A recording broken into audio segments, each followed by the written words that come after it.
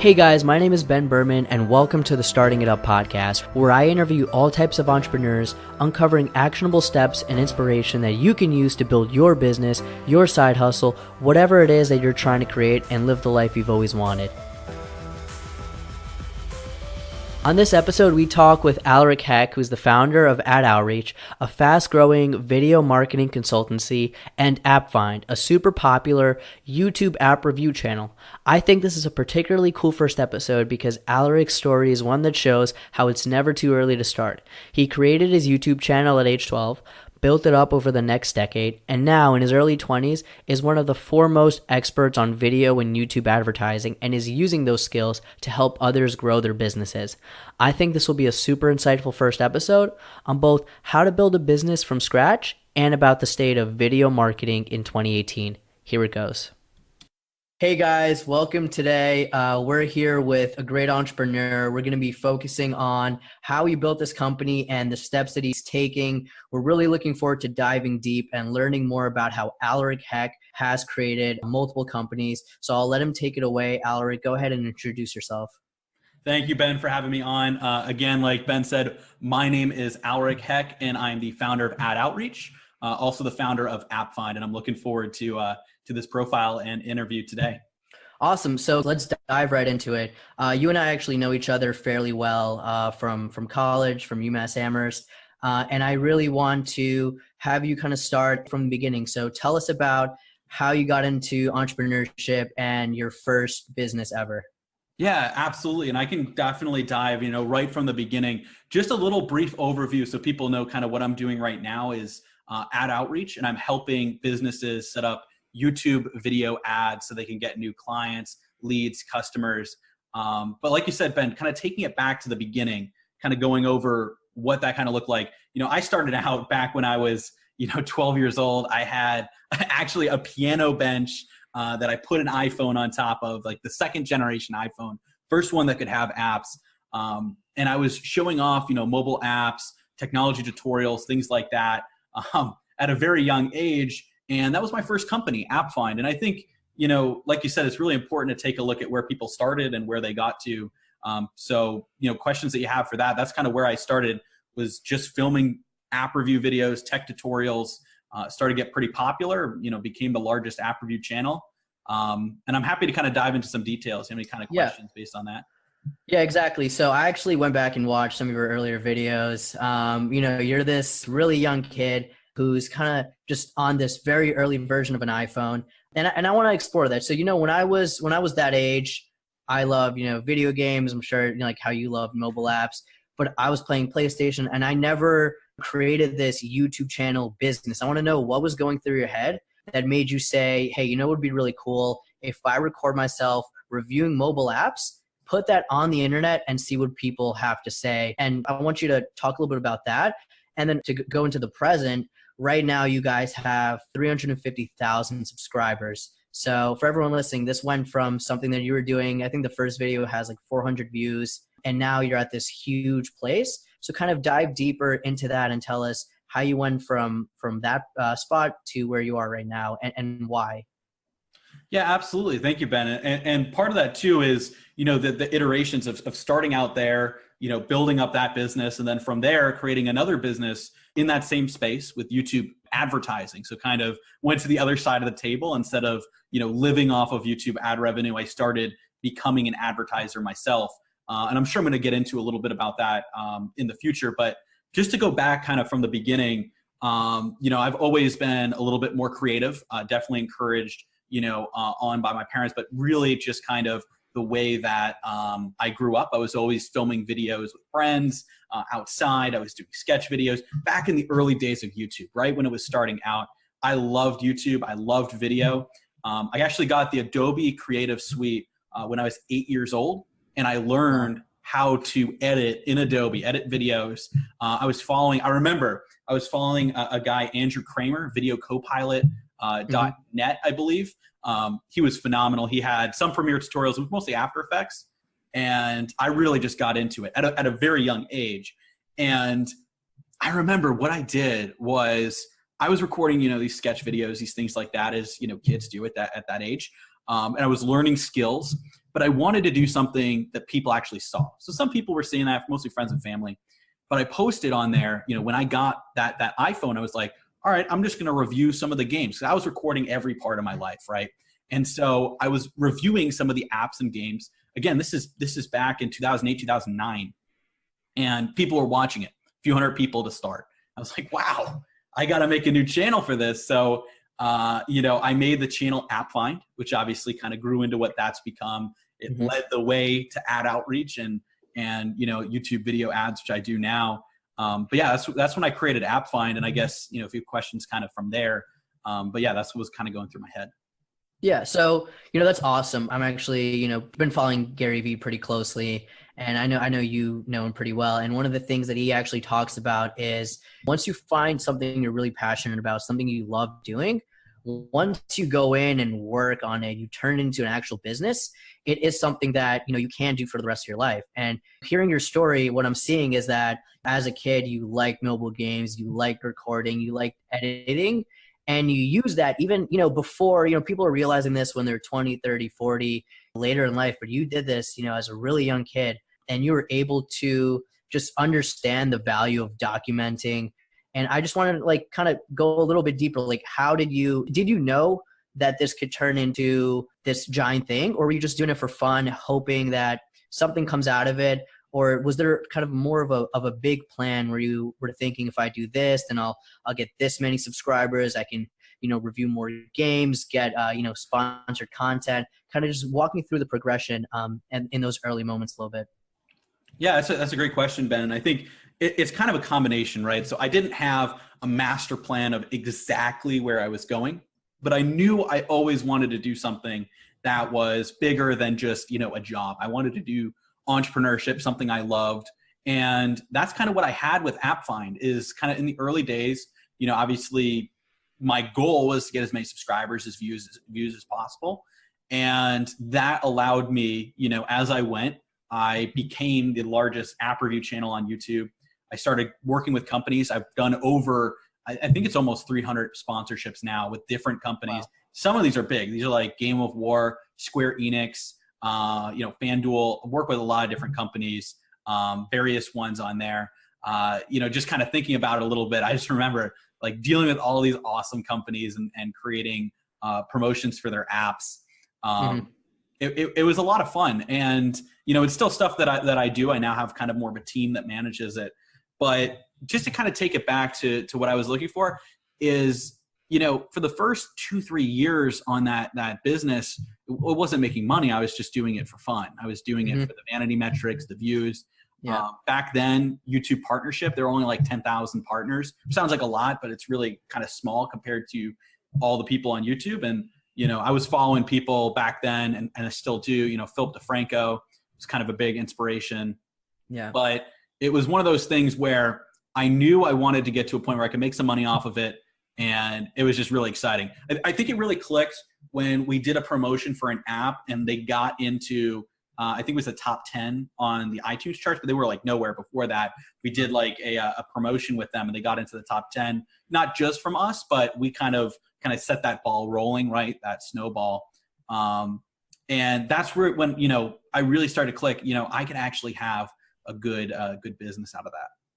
Awesome. So now I kind of want to ask, your advice to, say someone is listening to this, right? They're building a large following, whether it be on YouTube, whether it be on Instagram, regardless of the platform. And now they're looking to actually turn that into a business. What are the first steps that they should take to start actually reaching out and building partnerships, doing that kind of business development that can really allow that company to grow and become sustainable?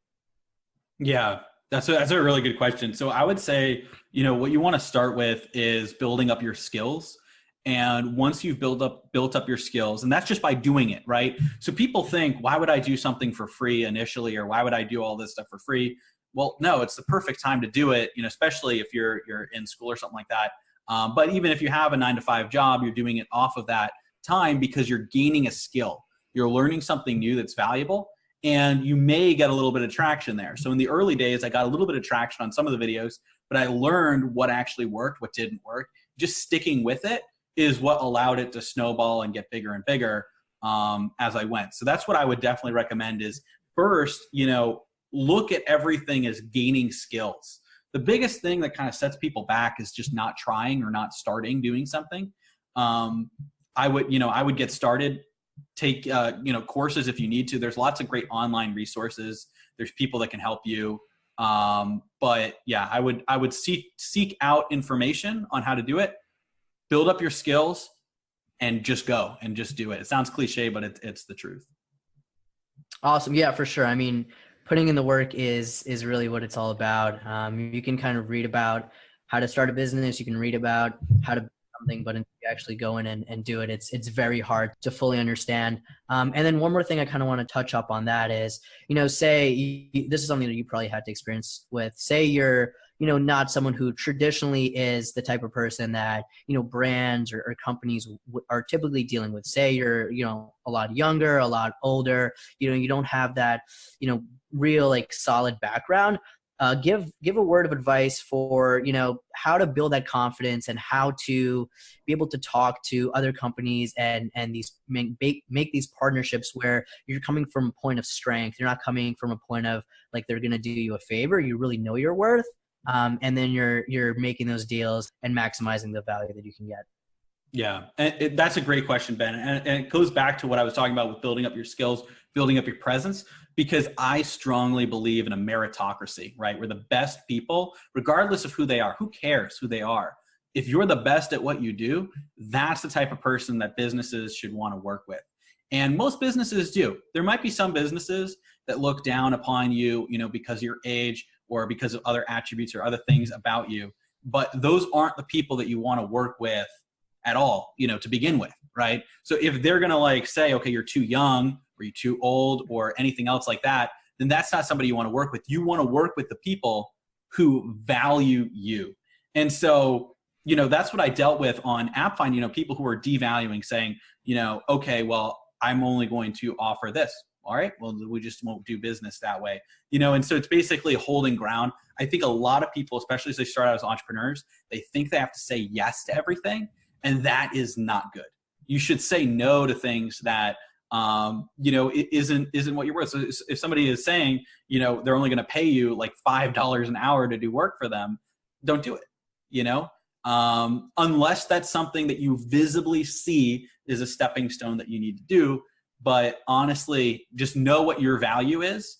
And if your value isn't up here yet, that's fine. Build your skills so that you can get it up there. Exactly. I mean, self-awareness, knowing who you are is really an important foundation for when you're starting anything. Without that, you're never going to know exactly where you stand, and it's going to be very hard to move forward in anything.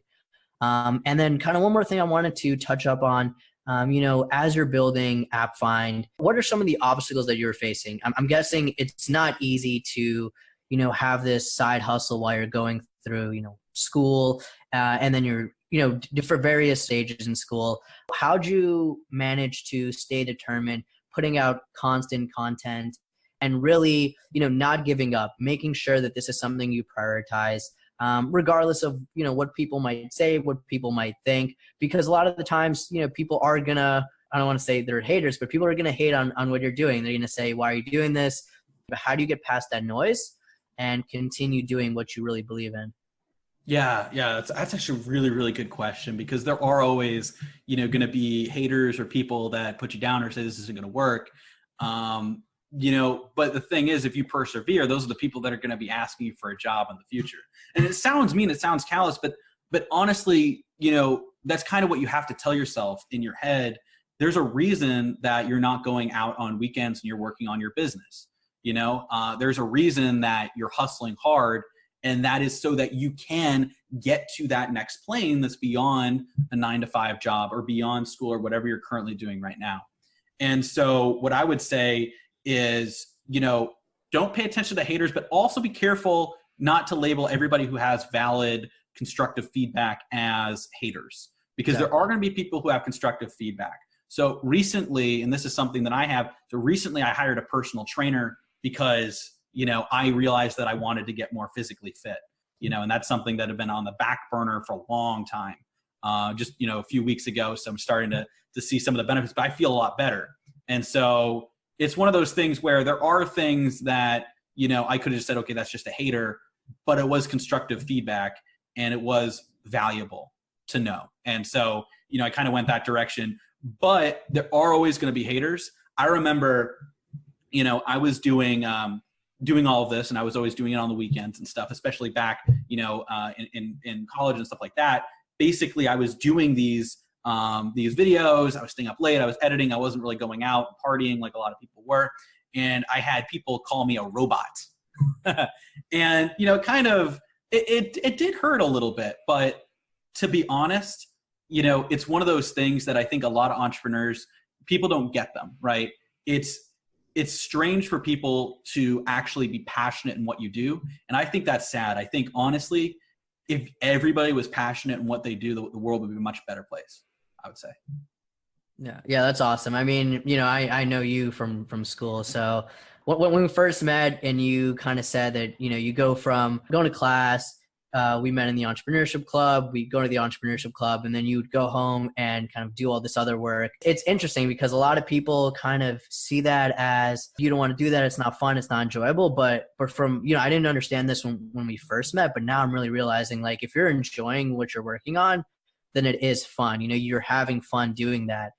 There's always a place and time for, you know, different types of activities. You know, being social, I think, is super important. But yeah, I mean, if what you're doing is what you love, then why not spend your time doing that? And I think a lot of people realize that kind of later on. I know for me, it was a recent realization. I used to, you know, actually go out a lot in college early on. But yeah, I think that's super valuable. And it's extremely important to be able to distinguish real criticism that can help you, apart from stuff that people just want to tell you to put you down and make themselves feel better.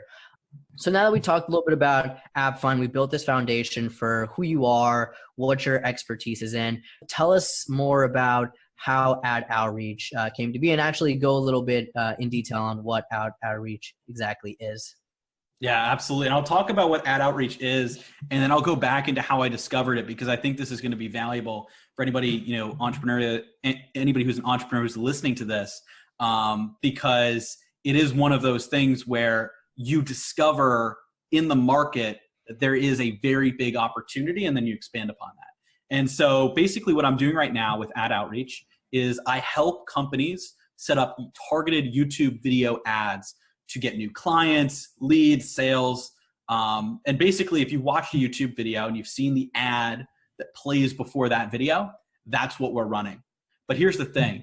Right now is literally the golden era of YouTube advertising, right? And the reason that is think back, right? 10 years ago, and Gary Vee talks about this as well, if you're a fan of Gary Vee, 10 years ago, pay-per-click on Google was dirt cheap. You could make millions of dollars by arbitraging those clicks on Google, sending it to your page. As long as you have a good offer, something good to sell, you could make a lot of money. 5 years ago, same thing with Facebook. It was, you know, dirt cheap leads, dirt cheap clicks, high quality, less competition. But now look at pay-per-click. You might be paying $40 for a click if you're an attorney in New York, you know, $50, $60 for one click, you know? And Facebook is becoming the same thing too. Conversion costs are rising fast. And so YouTube, this is really where the golden opportunity is. Now, again, it doesn't mean that Facebook or Google are bad. Those are still good. And YouTube, eventually, as people come on, it will also get big too. But now, right now is the golden opportunity, the golden era of YouTube. Because YouTube advertising, it is very cost effective, works really well. I'll get into a little bit of, you know, why it's so exciting and why it works in a second, but it's just very, very valuable in that you can get people to watch a video of you showing why they should buy your services, you know, invest in your coaching or consulting, or if you have some kind of product, actually taking a look at your product. And it's very exciting. So do you have any kind of questions based on that? I guess I can also go into how I made that switch if you want. Yeah, for sure. Yeah, no. So, I mean, what you're saying makes a lot of sense. You know, everyone knows the Ty Lopez videos that pretty much, you know, Ty Lopez is super famous now because of those YouTube ads. He kind of bought a ton. They were all over the internet. they became these famous memes, and a ton of other people replicated that. And I think you were in there, even before. Correct me if I'm wrong, but Yeah. AdOutreach was doing that before those became mainstream. But just kind of go back, when exactly did you create AdOutreach? And then kind of what you were saying before, how did that transformation from doing AppFind full time to now becoming a consultancy, how did that play out? And when was the exact moment where you realized it makes more sense personally, financially, and just overall to focus a lot more of my time on this new project? Yeah, absolutely. So basically, and one of the things too is originally it was AppOutreach. So originally I was doing this just for mobile apps. And then, obviously I'm going to show how that ties in, but it makes sense with my app background. But then I switched. And so now over the past couple of years, it's been AdOutreach helping businesses specifically set this up. The interesting thing is you mentioned Ty Lopez. He teaches like everything under the sun. But one of the things he doesn't teach? YouTube ads. And that's what got him where he is. And it's the same thing with a lot of other people too. They're keeping this close to their chest because it's that powerful.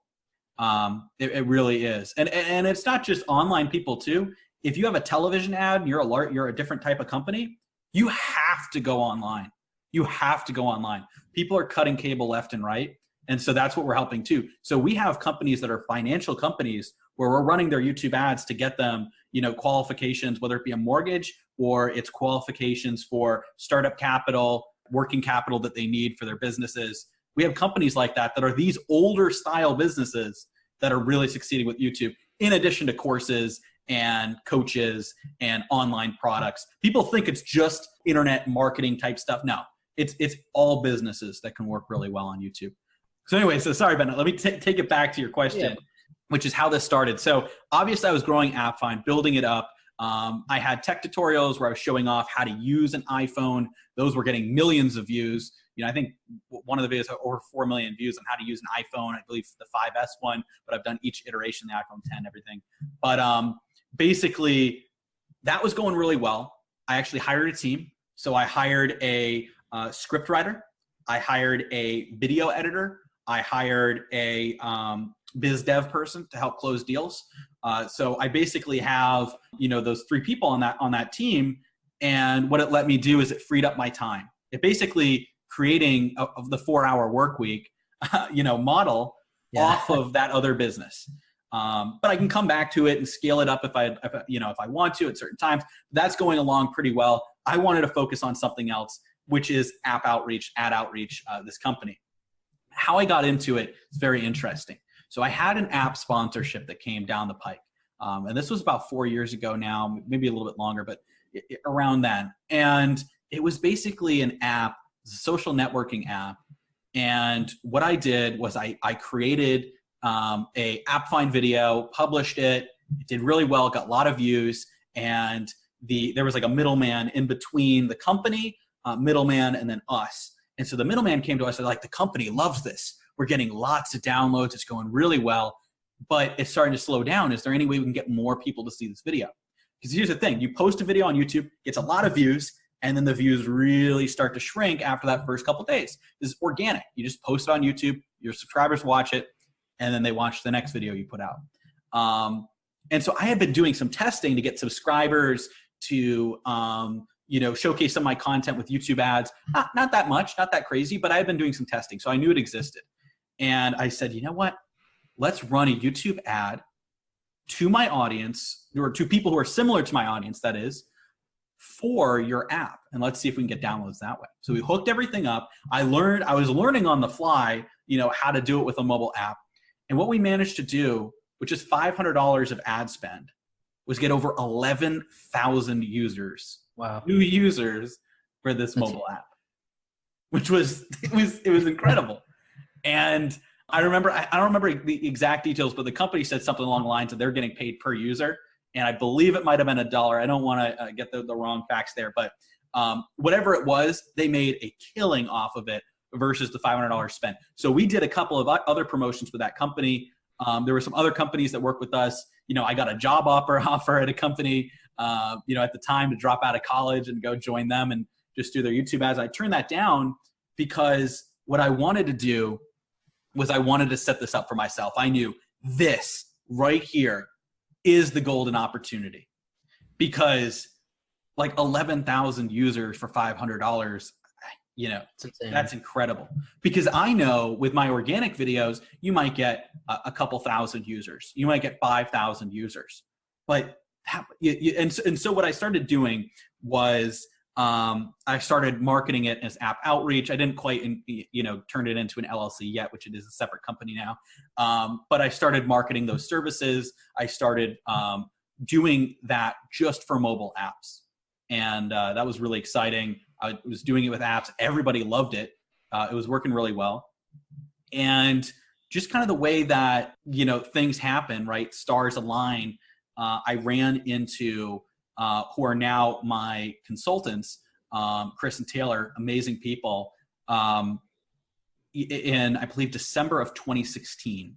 It didn't run into them. I saw them online. I was researching how to sell a service with ClickFunnels, how to sell what I have to more people. Because all I was doing was I was just getting people, I get 50 emails a day reaching out to AppFind, all inbound, saying, can you feature my app? And I would just tell them the sponsorship details. And then I was tacking on AppOutreach. And I was saying, by the way, you can pay us and we'll set up and manage an ad campaign for you.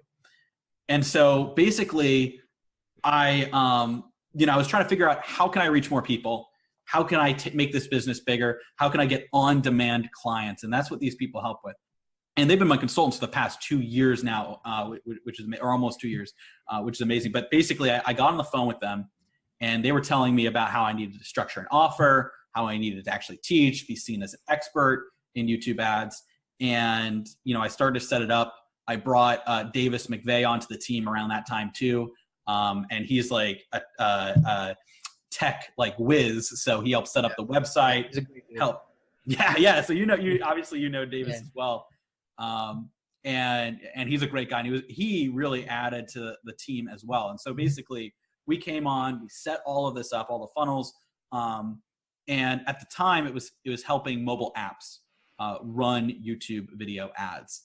We were pretty successful with that. It worked really, really well. But what I was starting to realize is the thing with mobile apps, I love mobile app developers, but the thing is, some of the larger companies, they have marketing in-house teams. The smaller companies, they sometimes can't afford it, right? I love indie developers, but sometimes they can't afford what our services are. So we had to hit that middle ground.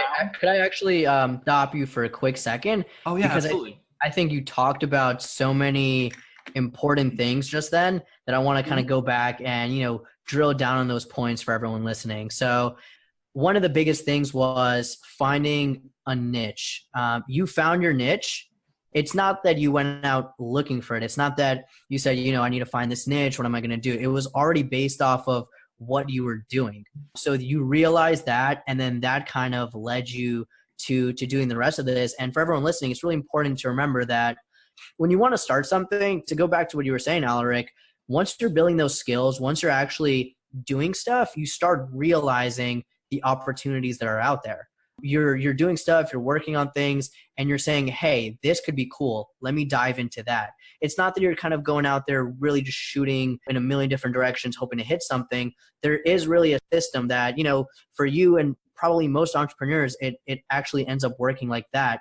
And then another thing you touched upon that I think is super important is building a team and being able to effectively delegate.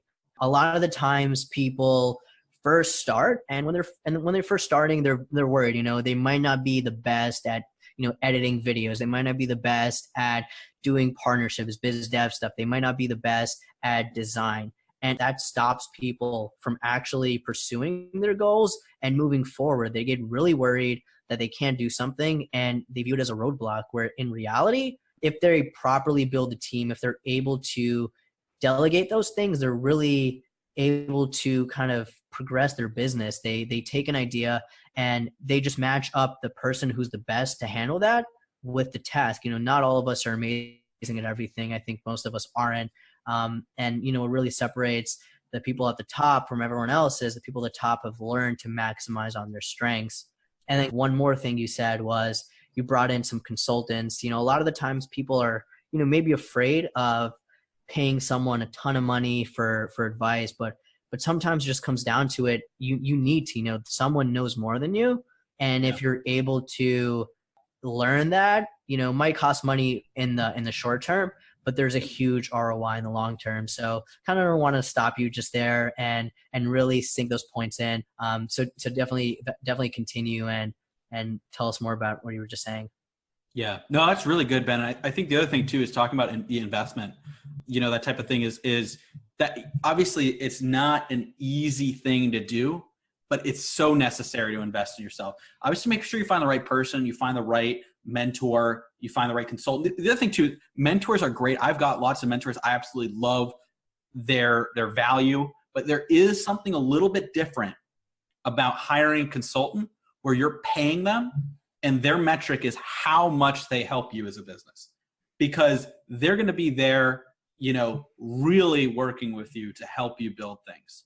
And that's what I found with Chris and Taylor, with them as consultants. Obviously, their big thing was helping me set up that B2B funnel, teaching me sales over the phone so I could actually, close some of these people because I'm, a little bit more analytical with the numbers. And so learning how to have those sales conversations was really, really valuable. But basically, I remember the investment was $7,500. The initial investment that I made with them. And at the time, my car wasn't even worth $7,500, old Honda Accord. And so it's like, I was just like, oh my God, but I knew that's what I needed to do. I knew that they fit into my business. They were that missing piece. And I actually see this with people who hire us, right? So we're a little bit up there now with our prices. We have two formats where we either help people set up YouTube ads, teach them how it works, guide them through it, kind of a similar way that we hired our consultants, where we're more of a consultant. And then we also have a higher package, usually for more established companies, where we actually run all of their YouTube ads for them. But most people come in on the lower end, where basically they're learning how to do it. They're learning how YouTube works, how they can apply it for their business, and we're helping them set it up and kind of hands-on, but helping them do it. And I see people who are like, I've got this product, or I've got this service, I've got this course, right? And I know if only people knew it existed, I could get sales. And the difference between somebody who will have great success quickly and somebody who will not, maybe they won't have success, or maybe it'll take a long time, are the people that are willing to hire out, whether it's internally or hiring consultant, for the weaknesses that you have and what you want to grow. So if you know how to have a product or a business, let somebody who's an expert at marketing take over the marketing for you, or show you how to do it. Because actually it's more show you how to do it in this case. And we also have takeover, but showing you how it works and complementing your skill set. The same thing we did with our consultants. I know how to run YouTube ads, but I don't know I didn't know, now I know, but with their help, I didn't know how to sell high ticket sales over the phone. And they taught me how to do that. And they taught me how to set up the funnel that's going to bring in these leads for clients. So it's really valuable to hire for what you don't know, whether it's internally or it's hiring a consultant. Somebody can help you. Great. Yeah. I mean, it's so great that you just said that, it just goes to show that you don't actually have to know that much when you first get started. You just really have to understand a few solid points, a few solid things that you are really good at, and then build around you, build up, those other skill sets, build up that team. Too many people are worried. They're on step A or point A, and they're worried about what they're going to do when they get to like point D or like point F. You know what I mean? It's, you gotta take things one step at a time. And honestly, once you get there, you'll figure it out. You've gotten that far. The chance that one more hurdle you're not going to be able to handle is, it's lower than if you just kind of get overwhelmed, look at the whole thing, and just never start in the beginning. And that's, for me, that's been kind of one of those things. I'm looking into the future and I'm saying, wow, how am I going to do that? Where in reality, I just kind of like need to start right away. And, as we're kind of getting closer to the end, I want to go back and ask you how those companies are doing now. Give us some broad kind of metrics on maybe how many team members you have. I think AppFind has around 350,000 subscribers right now, which is huge, putting you up there with the big channels. and then maybe go a little bit into, some kind of like revenue figures for AdOutreach and giving us a scale of how that company has grown over the past couple of years, because it is super new. Yeah, absolutely. And so, and just to kind of go overview, thank you, Ben, kind of with AppFind, with that side of it, I have people who work with me for the script, for video editing, for, biz dev, those people there. We kind of merged two of those roles. So it's two people who work for me on AppFind now at this point in time.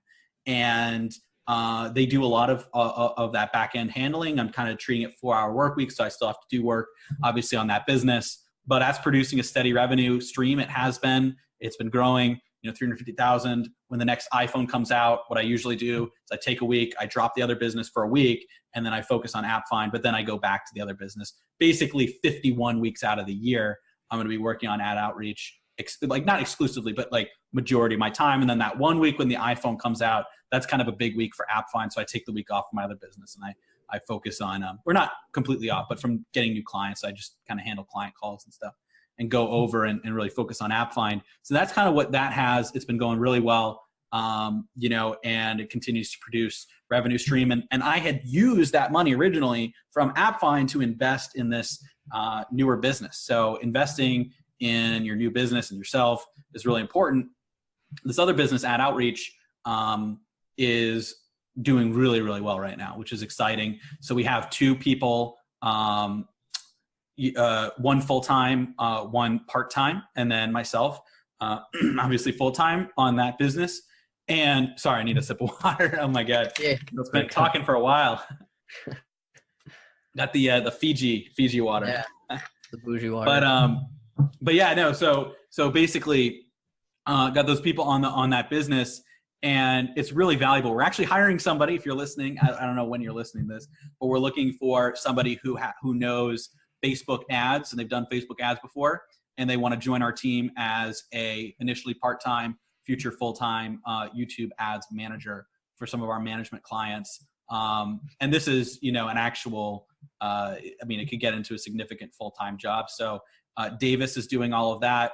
I don't know, whatever contact details will be in anything, but we're looking for something like that. So we're adding somebody new. We're adding on a new ads manager. We've got Julia, who handles support, all of our, kind of business administrative tasks, all of that. She also helps clients when they're hiring like spokespeople or they're working with video editors and stuff like that. So she kind of handles all the logistics for our done for you clients. And she also handles support for our clients that we work with, kind of consulting.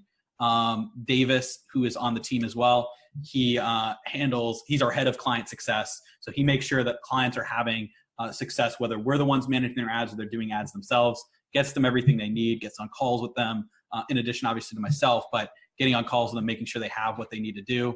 And he's also kind of got an operations role as well, helping to manage the process. And I know, before we started recording, you mentioned that you had a huge month last month. If you don't mind, kind of giving us a range of what that looked like. I know when I heard it, I was like, sheesh, that's huge. But yeah, feel free to share as much as you're comfortable with about that. Yeah. So last month we got very close to our first $100,000 month on that business, which is obviously very exciting. And so basically we did, between $75,000 and $100,000 last month, which was really exciting.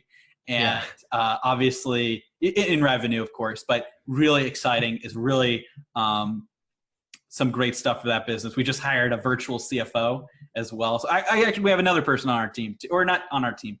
This is more of like a consulting guy. So it's like an accountant, virtual CFO. And then we have our consultants. So those people aren't on our team, but they're providing us with insight and value. Consultants on the business side and the sales side, accountant / CFO on the finance side. And so basically we just had a great month. We're figuring out the best way to leverage that. We're putting obviously that towards hiring people, and it's really exciting. And awesome. On track to be definitely $1 million business. So it's really exciting. And the biggest thing to note is that, or one of the biggest things is that you guys are super lean. This is a self-funded business. It's bootstrapped fully. right now it's super awesome to kind of, get venture money and angel money and all that. But you guys did it the more traditional route. You really brought it alive from the ground up. And, even with this small team, you're doing huge numbers.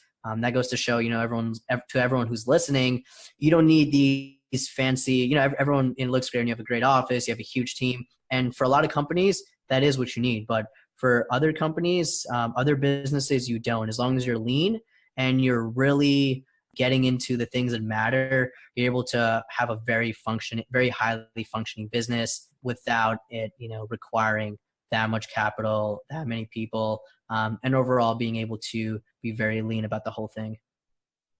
Yeah, no, absolutely, Ben. That's a really good point. And I really encourage, if it's possible, because obviously some people do need funding, and if it's bigger idea, or not bigger ideas, because that kind of diminishes. Obviously, we have a big idea ourselves too. But if it's something that requires the initial capital, such as building up a tech thing or a biotech, whatever it happens to be, some of those do really require capital. But if it's something where you're building up a business that is, it's a product, or it is a service, or it's coaching or consulting, and there's a lot of ways for you to bootstrap it from the ground up, even have a team of other people who believe in bootstrapping as well. Because once you start getting numbers where we're at, or even above that, like where we're trying to go and where we're headed, then you get to share in all of that success. But it can be a little bit of a journey. So we've only become profitable this year, in this business. And so we lost money in the past. Obviously, that's stuff that I invested in from my other business. My other business has been profitable for a long time now. But basically, being able to bootstrap, doing it yourself is so valuable. If you can do it, I really, really recommend it.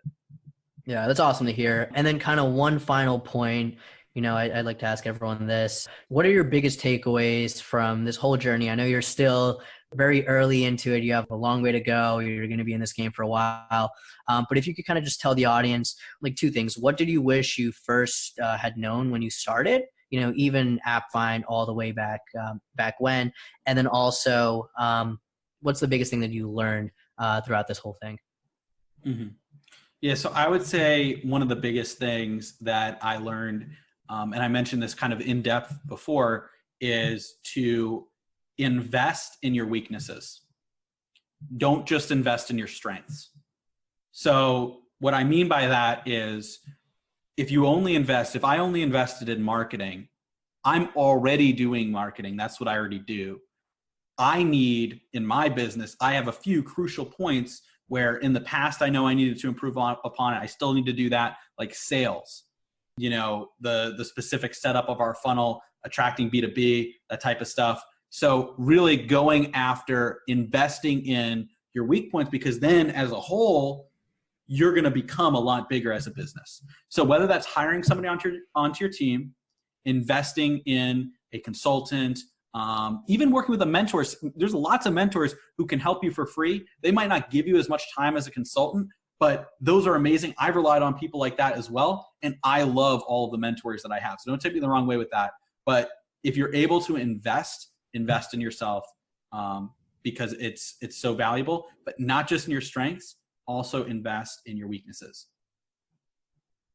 Awesome. That's great. Super good advice. This entire thing has been really helpful, especially for me. I'm guessing for everyone listening as well. I'd like to thank you again, Alaric. This has been awesome. For everyone out there, Alaric, tell us the best way to connect with you. Companies are AppFind, which you can find on YouTube, and AdOutreach. So give us a little bit more info on the best places to connect with you. And if anyone's interested in that job, best place to reach you. Yeah, absolutely. So if you found YouTube video ads interesting, you want to learn more, and maybe your business and you might need to use YouTube ads, we actually have a free webinar that we're hosting. It runs every hour on the hour, and you can go to adoutreach.com/webinar. It's ADOUTREACH, AdOutreach. So it's just exactly like it sounds, adoutreach.com/webinar. And that's going to bring you to a registration page. Just runs every hour on the hour, but it is in depth. I actually show how YouTube ads work, some of the basic steps to start up for your business. We give you a checklist. This is another big thing. We didn't even get to touch upon this, but basically giving people free value, free content, that is really, really big, because then they see you as an expert, right? And there are people, I kid you not, we had this, I don't know how much time we have left, so I won't make this brief, but I had somebody message me and say, I'm not going to book a call with you, or I'm going to cancel my call with you because I applied your free methods and I made $41,000. Wow. In 5 days. So how did that feel? Does that feel good or bad? It felt both good and bad, but I felt sad for them that they thought if they did that for free, that they couldn't get, more from me, like in person. It's like, because I actually responded and they actually, I don't know, whatever. But they were a little bit rude about it. They were like, well, I'm not going to pay you if I've already, watched your free stuff and figured it out. It's like, there's so much more. If you did that with the free stuff, dude, let's go.